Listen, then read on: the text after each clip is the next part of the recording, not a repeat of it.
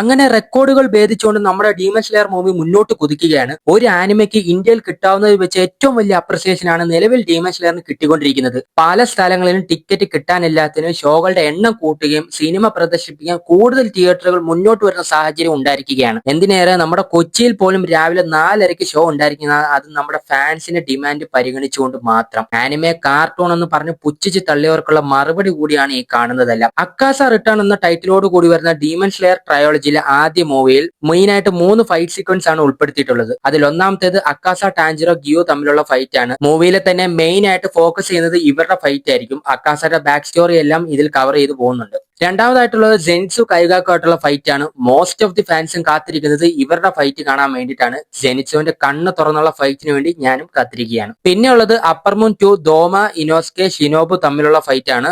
അങ്ങനെ ആകെ മൊത്തം 2.5 മണിക്കൂർ നീണ്ടു നിൽക്കുന്ന ഫുൾ ആക്ഷൻ പാക്ഡ് മൂവിയാണ് നാളെ റിലീസ് ചെയ്യാനിരിക്കുന്നത്. അപ്പോ നിങ്ങൾക്ക് ഏത് ജില്ലയിലാണ് ഷോ ഉള്ളത് താഴെ കമന്റ് ചെയ്യുമല്ലോ. പിന്നെ മൂവി കാണാൻ പോകുന്നവരുടെ പ്രത്യേക ശ്രദ്ധയ്ക്ക് പോകുമ്പോൾ കൂടെ ഒരു ടിഷ്യൂ പേപ്പറോ അല്ലെങ്കിൽ ഒരു കർച്ചീഫോ കൊണ്ടുപോകുന്നത് നല്ലതായിരിക്കും. അതെന്തിനാണെന്ന് പ്രത്യേകിച്ച് പറയേണ്ട ആവശ്യമില്ലല്ലോ.